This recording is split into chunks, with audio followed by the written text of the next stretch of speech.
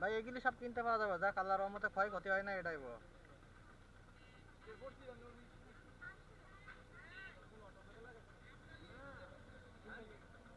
মনে হয় over speed ছিল সম্ভবত। হ্যাঁ, ও ফর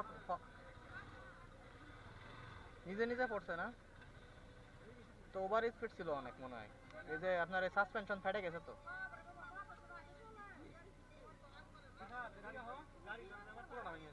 এটা তো নেওয়া যাবে না, এটা তো পুরোটা ভেঙে গেছে একেবারে।